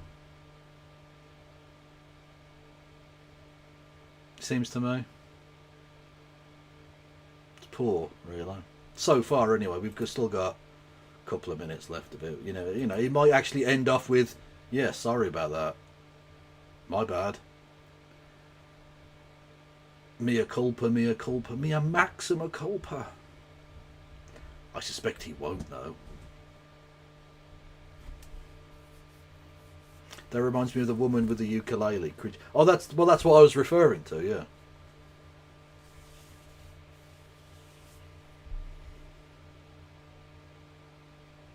Kev, what's BHM?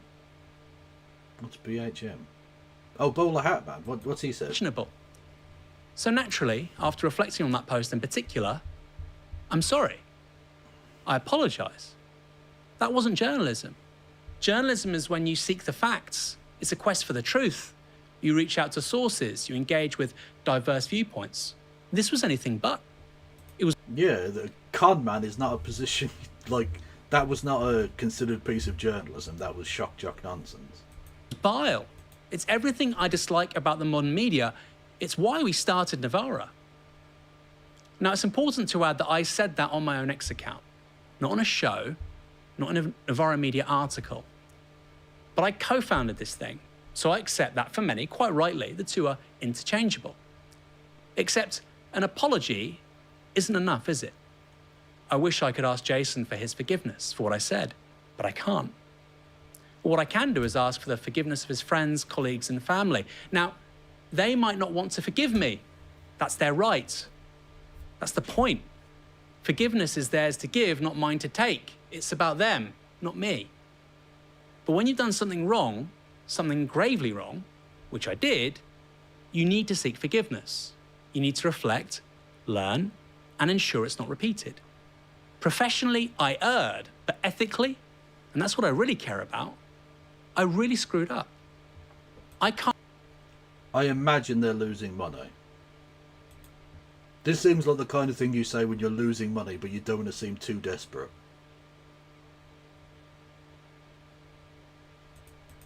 Maybe I'm being cynical there. Maybe I'm a cynical Susan.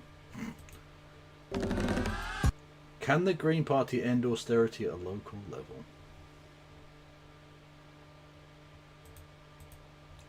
Okay, we can have some bowler hat man slop afterwards.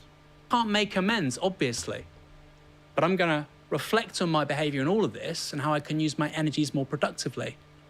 More productively to cover those issues our audience really care about, those stories that really matter, and on how I can make a difference for the better, not the worse. Well, okay, I'm not suggesting he doesn't feel bad about it, but I think he feels bad about it because Jason Arday killed himself. Because that makes him look bad.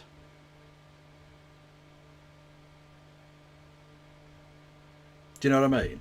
Like, again, you can call me cynical if you wish, but had Jason Arday not taken that final step, and how I wish that were the case, because I've looked into his past and actually he seems like a genuinely very pleasant, thoughtful, intelligent, and loving man. But because a month ago I'd never heard of the guy, so I had no idea who the fuck he was. But he seems like he was a very good person. But if he had not taken that step, I don't think we'd be here. I don't think Aaron Bastani would have reflected in the slightest on his analysis of any of this.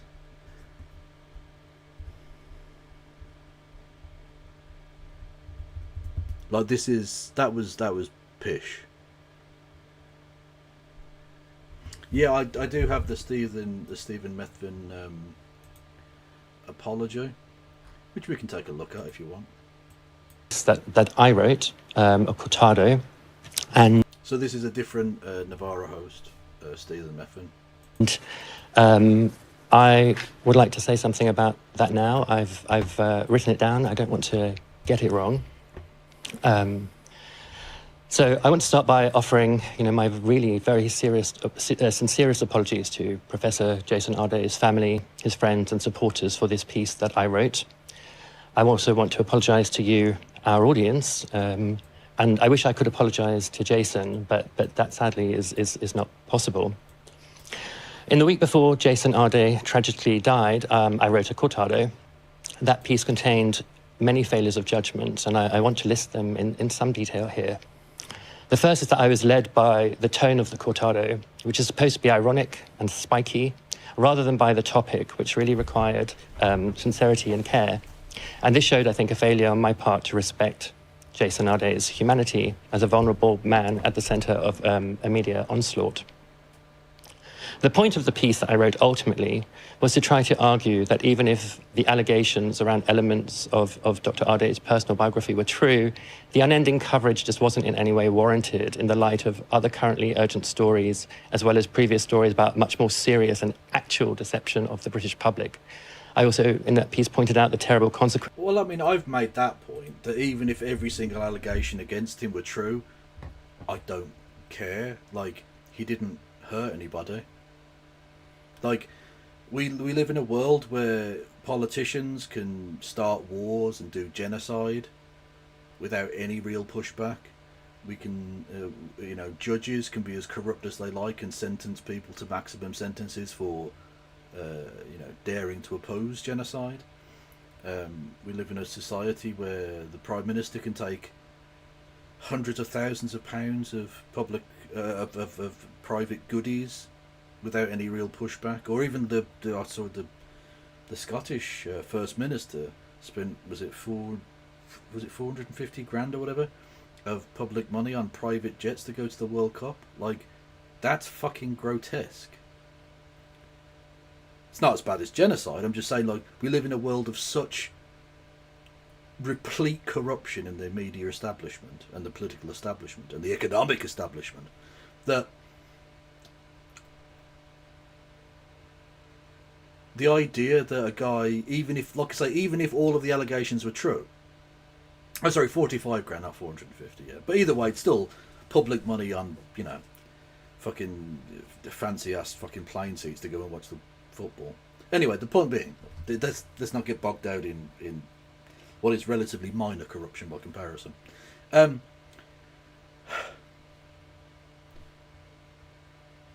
we live in a world of that corruption,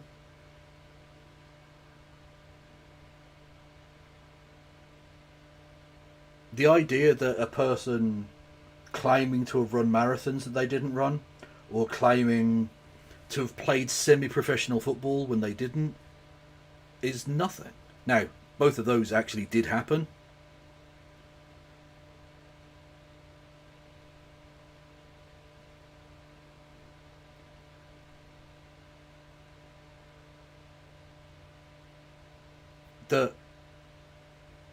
Even if all of the allegations were true, it wouldn't remotely amount to the kind of pressure that we saw. There was a fantastic piece of analysis done that I saw from Middle Eastern Eye that looked at the number of newspaper reports in Britain about Jason Arday in the 28 days between the story breaking and him unfortunately dying, which were much higher than in the weeks following the publication of the Epstein files. The number of articles in the British media about Peter Mandelson being at least, let's say, very, very, very, very, very, very, very friendly with a paedophile and sex trafficker. Because if you're white and rich and well connected, you can literally nonce it up to fuck and get away with it. And if you're not those other things, if you're not those things, if you're not white, if you're not well connected, if you're not rich, you didn't go to the right school, you don't drink at the right clubs, you'll be hounded from any position of authority whatsoever. Not even for things that you haven't done. It's fucking grotesque. consequences that the story would have inevitably for other black scholars who remain seriously underrepresented in academia. But my second failure, and a real failure, was that in trying to make those points, I really gave far too much weight to the allegations being made around Jason. And as a result, I treated them and I treated him glibly, frivolously, and callously. My third failure was that I attributed the cause of the media onslaught to its being the so-called August silly season. I think that was lazy and it was banal. And it meant I dodged the harder topic of discussing the racist animus behind much of the obsessive reporting. To be fair, there was an element of this received a lot more attention in places that it wouldn't otherwise have if stuff was going on. So when he talks about silly season, it doesn't mean necessarily that the stories that are being talked about are silly. It's that because Parliament isn't sitting, because obviously therefore legislation is not being passed and things like that, many people are on their holidays, a lot of economic institutions shut down, and a lot of higher learning institutions shut down. So the news stories are pretty thin on the ground.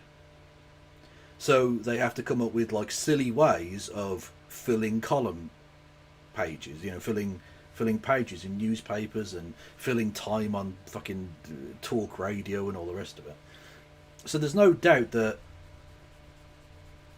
political downtime is a very good way of describing it, yeah. The fact that it was political downtime means that a story like this, which could be globbed onto by evil bastards,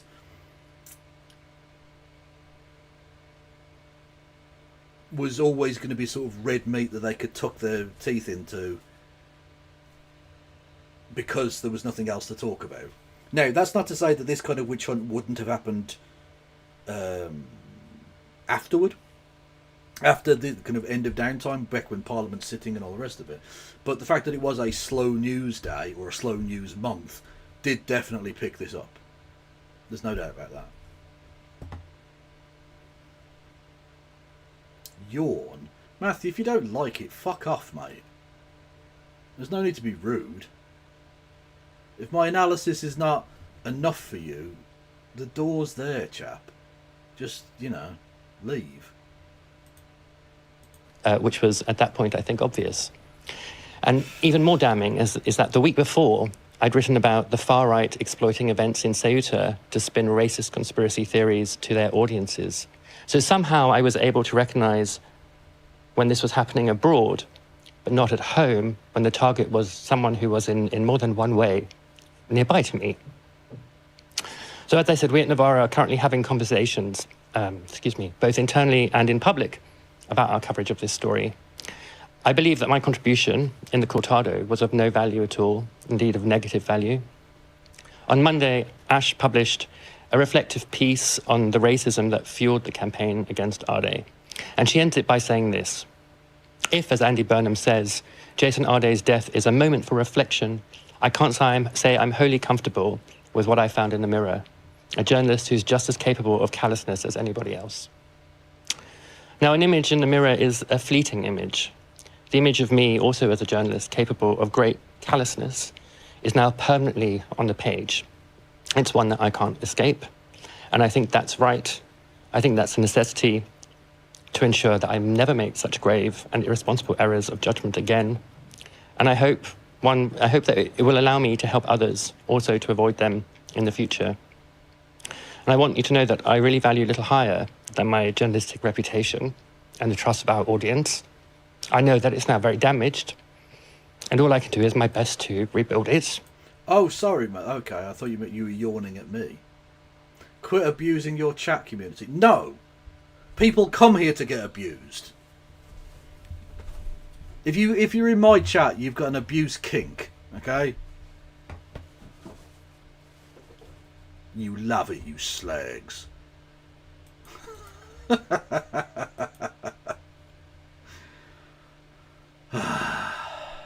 There's some spice in the air today. There is. So this is only the beginning of a personal apology. The rest will come, I hope, in the quality of my work as we go forward. Thank you for that, Stephen. And I mean, as it's very, very clear to all of our. Yeah, I mean, he was crying, and I think that was genuine. There was some genuine emotion there. I don't think he was necessarily like I haven't seen the piece he wrote, but from his description of it, it doesn't seem too terrible.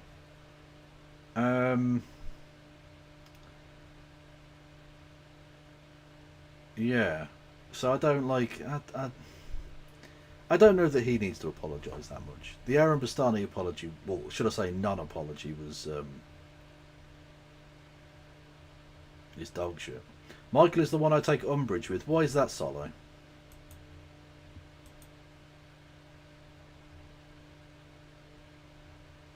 What did Michael do?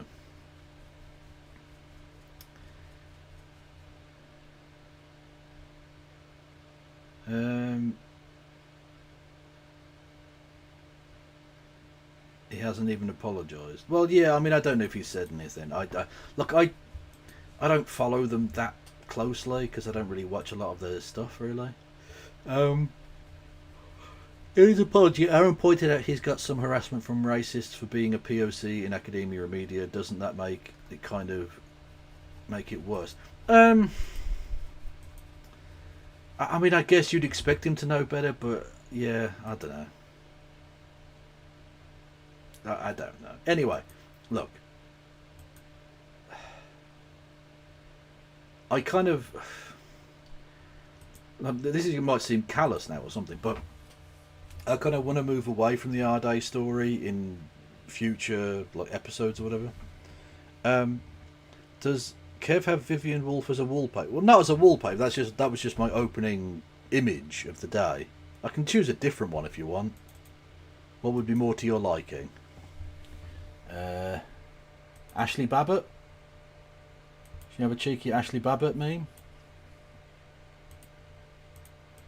Kind of inappropriate, really, chat. So you would ask for this.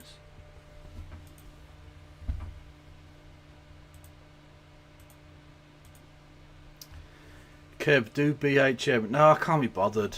I'm sweaty. I want to get to bed.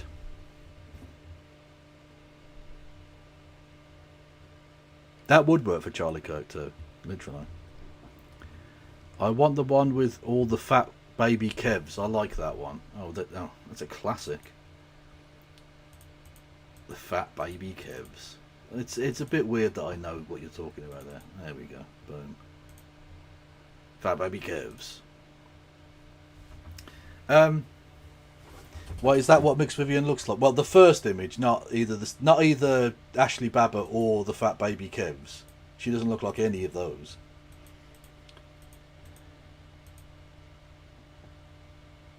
Michael had a whole show and it was mostly cope. True. Oh my goodness gracious me. Okay, I do have to show you this before we leave. Who posted this? What the fuck? Hang on. I need to shrink it down for you to get the full impact of that image. Jesus Christ.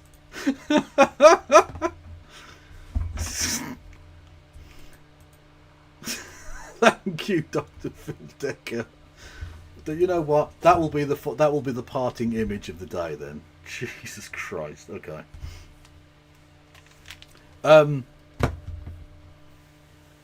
Right. Oh. I will see you all tomorrow. I will. So yeah, post that in the Discord memes or something. Yeah, if someone wants to never forget. True, Charlie Kirk was America's 9/11. Fucking hell. Oh, it is nearly a year. What are we going to do for the anniversary? Should we have a party? I think we should definitely have a party. We're all going to hell. Well, of course, we were already going to hell. But the thing is, once you've been sentenced to hell, you might as well just do more and more evil shit, right? Because what they're going to do, lengthen your sentence. You're there forever. You don't get time off for good behaviour, so fuck it.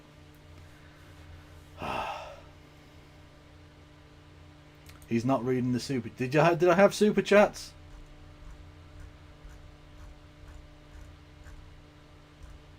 I don't see a super chat from anyone. Why are you weird champing me about super chats that didn't happen? Well, Comrie just did a thing. Much love, brother. Thank you. But I don't have any other super chats. Did I have one from Layla? Apologies, Layla. I don't see it. Hang on. There's a bit, isn't there? Hang on. Fan. Oh, so you did. Oh, shit. My bad. Okay. You said cheese tithe. And then there's a... Oh, my God. What the fuck is that? A rat? A duck and a snake, I think? Much love to Kev, guest and everyone in chat. Love heart. Rowling should fall into traffic. Splat. That is the view of somebody else. I am not saying that. That is the view of someone in chat. Thank you, Layla, for your potentially illegal message. I suppose that's not technically a threat. Wishing that someone would fall into traffic is not saying you would push them or that someone should push them. You're just saying if they happen to fall into traffic and go splat, you would enjoy that.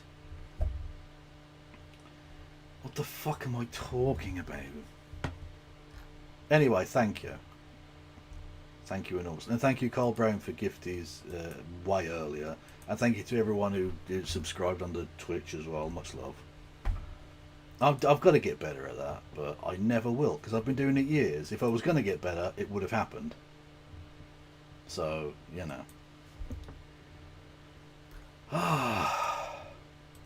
An act of God. Well, indeed, and as we know, God is trans. So, fact. Okay, talking of trans, we're going to send you over to the line, which has... I'm not sure who the other person is, but there is a Riverboat Jack on there, so we'll send you over there. I do need to sort the soundboard, you're quite right. And on... who's going on Twitch?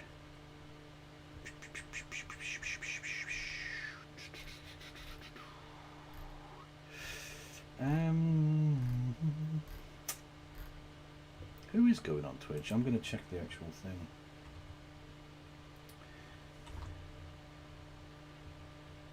Ooh. Oh, we had a thank you. Oh, thank you, Cumry, who gifted a couple of subs there, I think, at the end. Or 5, maybe? I'm not sure. I've gone off the page which would be able to tell me that. So I can't really say. But thank you for however many it was. Much love.